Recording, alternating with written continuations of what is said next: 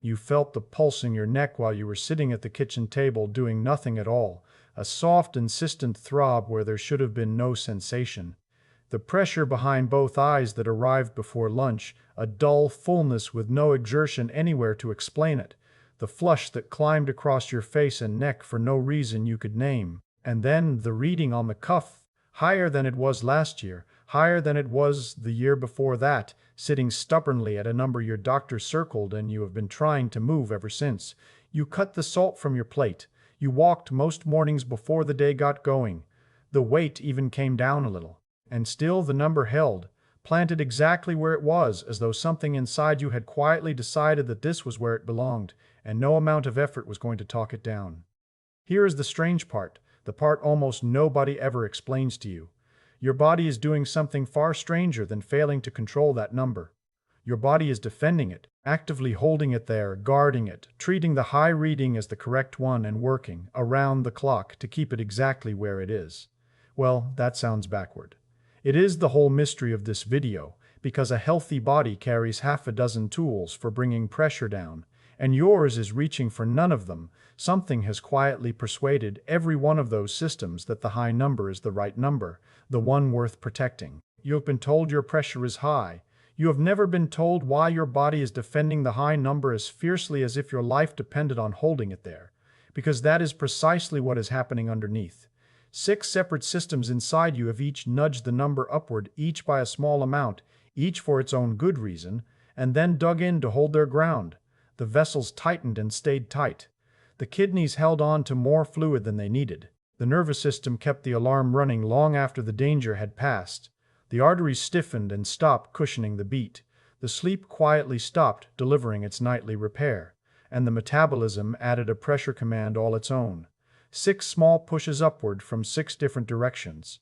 What locked them together into one immovable number is the physics this video is going to teach you. And the lock itself, the reason the number simply will not fall no matter what you do, is the last thing you will learn, because it is the strangest part of the whole story. So let me build it for you, one system at a time, and hold the lock until the end. Start with what the number actually is, because almost nobody is ever told. Blood pressure is force. It is the push of your blood against the inner walls of your arteries, and it arrives as 2 figures for a reason. The top number, the systolic, is the force at the instant your heart contracts and drives a fresh surge of blood out into the arteries. That is the peak. The bottom number, the diastolic, is the force that remains in the system while your heart relaxes and refills between beats. One is the push of the wave. The other is the weight of the standing pool between the waves. And the artery those 2 forces press against is a living thing. It is tissue, wrapped in muscle, lined with sensing cells, and it opens and tightens, stiffens and softens, and even sends signals back to your nervous system reporting on what it feels. 3 things, and only 3, produce the number on the cuff. The first is how hard and how much your heart pumps with each beat.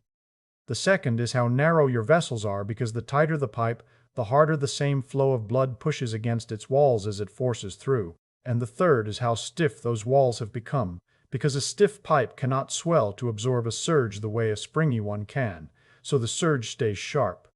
Push up any one of the 3 and the number rises. Push up 2 or 3 of them at the same time, and the number does not merely rise. It climbs higher than any single push would carry it, and it digs in, and it grows far harder to bring back down. Hold that idea close, because everything that follows is 6 systems quietly leaning on those same 3 levers, each adding its weight to one or more of them. Your first system lives in your kidneys, and its job is to decide how much fluid stays inside the pipes. Your kidneys manage the salt and water in your bloodstream, and they run a cascade of signals, a chain that starts with a hormone called renin, and ends with commands to tighten your vessels and hold on to sodium. When you hold on to sodium, you hold on to water alongside it, because water follows salt wherever it goes, and that extra fluid raises the volume inside the closed loop of your circulation. More volume inside a closed system means more pressure against the walls. It is the plainest physics on this list, the same reason a balloon grows tauter, the more you fill it. This central place of the kidney in setting long-term pressure has been mapped in exhaustive detail. Decades of renal physiology have shown that over long stretches of time, the kidney's handling of salt and water is the master dial. The whole system turns on. That cascade was built for genuine emergencies. Think of the day you lose blood or run dry in the heat, when your pressure truly drops and your kidneys must claw it back by holding every drop of fluid they can. But in a great many people, the cascade runs hot around the clock, holding sodium and water as though the body were perpetually one step from collapse. Yet the pressure it defends against is already too high, the opposite of the emergency it is built for. So the system keeps answering an emergency that ended long ago or never came, and every day it answers, the pipes stay a little fuller than they were meant to be. The pipes are fuller, then. Can the walls relax to make room? That depends on a signal the vessels send themselves, and the signal is fading. Every artery has its wall wrapped in a layer of smooth muscle. That muscle can tighten the pipe or let it widen. What tells it to widen is a gas, nitric oxide, produced by the paper-thin lining of the vessel itself, a single layer of cells called the endothelium. When blood flows briskly across that lining, the friction of it, the drag of the moving blood against the wall, switches on the machinery that makes the gas. The gas soaks into the muscle beneath, signals it to relax, and the vessel opens wide. That is why brisk movement leaves your vessels loose and easy for hours afterward. It is the flow itself that earns the relaxation. The faster and smoother the blood moves, the harder it drags across the lining, and the more gas the lining is coaxed into making. A body that moves keeps its own vessels supple through this simple mechanical bargain. The endothelium is the organ that decides moment to moment how open your vessels are and how much the health of this thin lining governs the whole vessel, as by now thoroughly understood. But that lining is delicate, the most exposed tissue in your whole body, and years of high blood sugar, of cigarette smoke, of low-grade inflammation, of long hours sitting still, wear it down until it makes less and less of the gas. The relaxed signal weakens to a whisper, and a muscle that stops hearing the word relax falls back on the only other thing it knows, which is to hold its resting tension, and its resting tension is tight. So the vessels settle into a permanently narrower bore. The resistance against the flow climbs, and it stays climbed. The pipe that should have widened to meet the extra volume instead clamps down against it. So the vessels lost their signal to open. Worse, the next system sends the opposite command. It sends the order to tighten, and it will not stop sending it. You have a set of nerves whose job is to brace the body for action, the sympathetic nerves, and when they fire, they speed the heart, squeeze the vessels tighter, and tell the kidneys to conserve their fluid. That bracing is meant for a sharp, short emergency with a clean ending, the burst of effort to escape danger, and then the long calm afterward that lets everything stand down. Your body was designed for the ending, every bit as much as for the alarm, but the pressures of a modern life rarely deliver that clean ending. Think of the unpaid bill, the looming deadline, the low hum of worry that never resolves into either danger or safety. All of it keeps the bracing switched partly on, hour after hour, day after day, with no release ever quite arriving. The alarm simply never gets its all clear.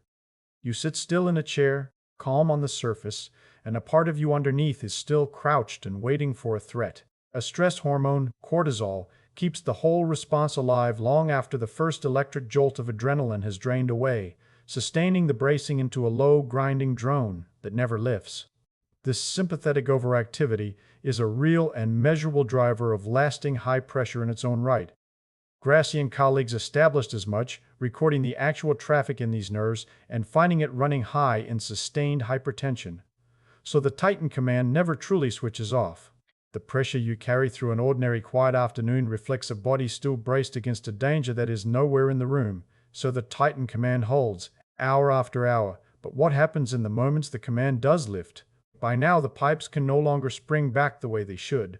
A young artery is elastic. When the heart fires and sends a pulse of blood surging into it, the artery stretches to receive it and swells outward to absorb the shock of the wave. Then it recoils behind the pulse, smoothing that sharp jolt into a gentle, even flow onward to the tissues. The material that gives the artery its stretch is a protein called collagen, and collagen is exactly the material that stiffens with age, through a slow chemistry you may have met before. It is the same chemistry behind the hardening of the eye's lens into farsightedness and behind the stiffening of the spine's cushioning discs. Stray sugar molecules in the bloodstream drift into the collagen and bind neighboring strands together, rung by rung, laying down crosslinks that lock the once supple protein into a rigid, unyielding lattice. The higher your blood sugar runs over the years, the faster those rungs are laid down. And a cross-linked artery has lost its stretch. The same beat from the same unchanged heart now slams into a rigid tube, and instead of being absorbed and smoothed, it rebounds as a sharper, taller spike of pressure. How this stiffening tracks the passing decades was charted by Licata and Levy. Their account showed the top number climbing steadily across a lifetime as the aging cardiovascular system remodels itself. This is why the top number can climb steeply even when the heart has not changed its effort in the slightest. There is a second subtler effect too. In a young, springy artery, the pressure wave travels down the vessel, bounces off the branch points far downstream, and returns late, arriving back during the heart's resting phase where it does no harm. But in a stiff artery, the wave travels much faster, so its reflection comes racing back early, arriving while the heart is still contracting and piling directly on top of the outgoing pulse. The two waves stack. The peak climbs higher still, so a stiffened artery raises the top number twice over, once by refusing to cushion the beat and once by hurrying its own echo back to amplify it. It is also why the gap between your two numbers carries so much meaning. A reading of 135/85 tells one story, and a reading of 160/75 tells a different one. That second reading has a wide gulf between its top and bottom figures. That gulf is the fingerprint of stiff pipes, of arteries that have lost their spring and let the raw pulse run through unblunted.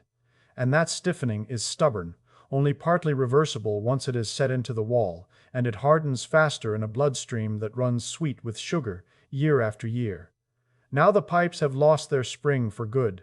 Where was the recovery window in all of this? Your fifth system was meant to hand you one every night.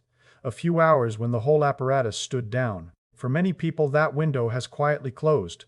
In a healthy night's sleep, your blood pressure falls, dipping by 10 to 20% through the deep hours, as the bracing nerves finally go quiet and the vessels ease themselves open. That nightly dip is the whole point of the night in vascular terms. The dark hours are when the pressure system does its maintenance, resting the heart and unloading the arteries through a long, low stretch before the demands of the day begin again. Rob the system of that dip and you rob it of its only scheduled repair. But there is a common and badly underdiagnosed condition that erases the dip completely.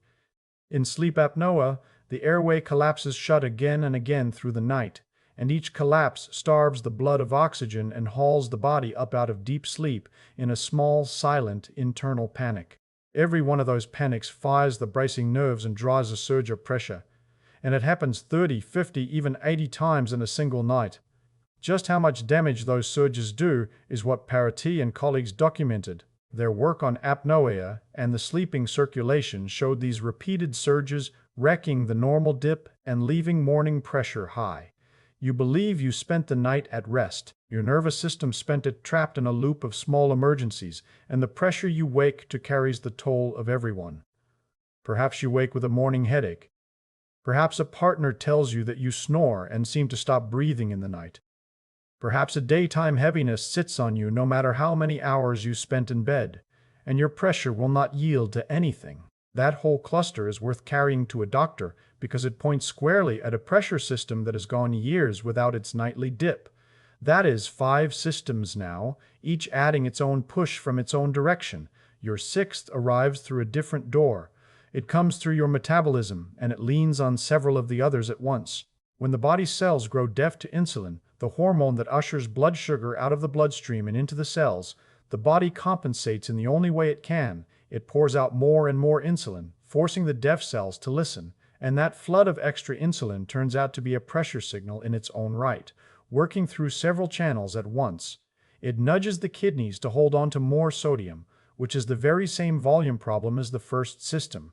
It stirs up the bracing nerves, which is the very same tightening as the third, and it degrades the vessel lining's ability to make its relaxing gas, which is the very same deficit as the second. One metabolic fault reaching into three of the pressure levers in the same stroke, the many-armed reach of insulin resistance into blood pressure, through sodium and nerve and vessel together, is by now well traced in the study of the metabolic roots of hypertension. There is a fourth arm to it, and it hides inside the belly fat itself. The deep fat packed around your organs, the visceral fat that thickens the waistline as insulin resistance sets in, is working tissue with a chemistry all its own. One of the things it does is manufacture its own supply of the stress hormone. Deep in those fat cells sits an enzyme that takes the body's spent, inactive cortisol and switches it back on, regenerating the live hormone right there in the tissue. The more visceral fat you carry, the more of this enzyme is at work, and the more active cortisol is quietly brewed inside your own midsection. That locally minted cortisol seeps out into the same bloodstream, and it does what cortisol always does to pressure. It sensitizes the vessels to every tightening signal. It leans on the kidneys to hold their sodium, and it keeps the bracing nerves primed. So the belly fat works as a gland in its own right, feeding the very pressure it signals. A fourth channel opening off the same metabolic fault, looping cortisol back into the sympathetic drive and the sodium retention you already met. And so, this is why high blood pressure so rarely travels alone. It arrives in company, alongside a thickening waistline, a rising blood sugar, a liver growing fatty, and a poor showing on a cholesterol panel. Those look like separate misfortunes landing on one person by chance. The truth underneath is simpler. They are one single metabolic pattern surfacing in several places at once, and blood pressure is simply one of its loudest voices. 6 systems now, each with a hand on the pressure, each pushing it upward by its own small measure. You understand, at this point, what is holding the number high. Every one of the 6 has been laid out in front of you, and any one of them alone would lift your pressure only a little. But they do not act alone. Together they raise it a great deal, and they brace one another in place, so that easing any single one of them still leaves the other 5 leaning on the number, holding it up. So what happens when you cut the salt and take the morning walk? You correct one lever, or part of one, while 5 others go on pushing. That is why the number barely moved. You were fighting one system while 6 were on the field. And yet even 6 systems pushing does not fully explain what you are up against, because a healthy body pushed upward is supposed to push back. Something should be fighting these 6 on your behalf, sensing the elevation and hauling the number down. That is the deeper half of the puzzle. By now you know what is holding the number up. You still do not know why your body permits it, why the elevation is allowed to stand year after year when you are fitted, from birth, with machinery whose entire purpose is to detect exactly this and force it back down. There is a sensor built for this job, so why has it gone silent? The answer is the strangest physics in this whole story, and it has been waiting for you at the end. Picture the thermostat in a large building with 6 separate offices. Imagine that the people in each office, one after another, quietly reach over and nudge the dial up by a couple of degrees. Each does it for a private reason, none talking to the others, none aware of what the rest are doing. The building grows warm, then hot. Now a thermostat is supposed to catch exactly this, to sense the rising heat, and call for cooling to pull the temperature back to where it belongs. But suppose the sensor inside it, sitting in that steadily warming air hour after hour and day after day, slowly recalibrates to what surrounds it. It drifts. It comes to read the new, higher warmth as the correct temperature, the baseline, the way the building is simply supposed to feel. From that moment it stops calling for cooling, because as far as the sensor now understands, nothing is wrong at all. The building stays hot because the thermostat learned. It relearned what normal was, and normal had quietly moved up. And now the very device installed to prevent the overheating is the thing certifying it as fine. In fact, your body has exactly such a sensor for blood pressure, and it does exactly this. In the walls of the great arteries in your neck and at the top of your heart sit dense clusters of nerve endings called baroreceptors, and they are the pressure gauges of your whole circulation. They work by feel. They are stretch detectors, wired into the artery wall, and when the pressure inside rises and stretches that wall a little wider, they fire faster. That quickened firing races down to the base of your brain, which reads it instantly and answers by slowing the heart and loosening the vessels to bring the pressure back down. It is a correction loop, fast and automatic, running silently underneath every second of your life, awake or asleep. When it works, a sudden spike in pressure is caught and smoothed almost before it has begun. Stand up too fast, feel the brief swim in your head, and then feel it pass. That passing is the baroreceptors catching you. Here is what a lifetime of high pressure does to that loop. When the pressure stays high for months and years on end, with no relief, those stretch sensors slowly recalibrate in precisely the way the thermostat did. They adjust to the elevated stretch and come to take it as their new baseline, the normal they now exist to defend. Their threshold slides upward to meet the elevation. This upward resetting of the baroreceptors under sustained high pressure was demonstrated directly by Thrasher, the sensors themselves shifting their set point to match the very pressure they were built to oppose. And once their baseline has climbed above your actual pressure, they fall quiet, because from where they now sit, the pressure no longer reads as high, it reads as correct. The steady stream of correction signals up to the brain thins, and then it stops. The brain, hearing no complaint from the gauges, sends down no correction, and the number, with nothing left to contest it, settles in to stay for good. This is the deepest meaning of the word stuck. The one sensor built to detect this exact problem has quietly adapted to the problem and gone silent. The alarm has been ringing so long that the alarm itself relearned the ringing as silence. 6 systems each pushed the pressure higher, and the sensor that should have fought all 6 of them instead slid its own baseline up to match them and joined the defense of the higher number. So your body now guards that damaging figure as fiercely as it would guard a healthy one. It spends real physiological effort every hour of every day to hold a pressure that is quietly grinding away at your arteries, your kidneys, your brain, and your heart.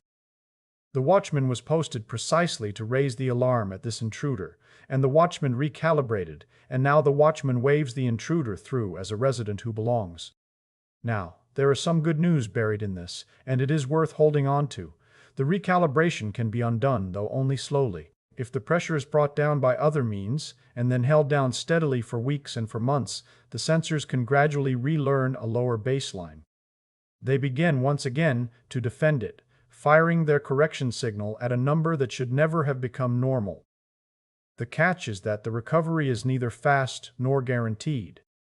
It depends on how long the elevation was allowed to run, and it depends on the state of the artery wall the sensor is buried in, because a baroreceptor embedded in a stiff, cross-linked carotid wall has less give to work with than one in a supple young vessel. So the two compound each other, the stiffening and the resetting, the stiffened wall making the recalibration harder to undo. The body can learn a lower number again, it simply learns it more slowly and less completely, the longer the high one was left to stand. That number was higher than last year. The walking increased, the weight dropped, the breakfast changed, and still the number held exactly where it was. 6 systems were defending it, each with its own hand on the dial. The kidneys held their volume through an emergency signal answering an emergency that had already passed. The vessel walls lost their loosening gas as their delicate lining wore thin. The bracing nerves ran the alarm on, long past the end of any real danger. The arterial collagen locked itself rigid through the same slow, sugar-driven chemistry that stiffens the aging lens and the aging spinal disc, turning supple pipes into hard tubes that sharpened every heartbeat into a spike. The sleep that should have dropped the pressure through the deep hours of the night was shattered, over and over, by an airway that failed and surged the whole system into panic dozens of times before dawn. The metabolic fault sent its pressure command through sodium and nerve and vessel all at the same time, and the baroreceptors, the sensors built to catch exactly this and force it back down, had reset themselves to the higher number and fallen silent, reporting nothing wrong to a brain that would have corrected it in a heartbeat if only it had been told. The body was defending a number that was hurting it. The body was defending it because every single system involved had come to treat the elevation as the new normal. The pressure was stuck because the correction system had learned to call it normal.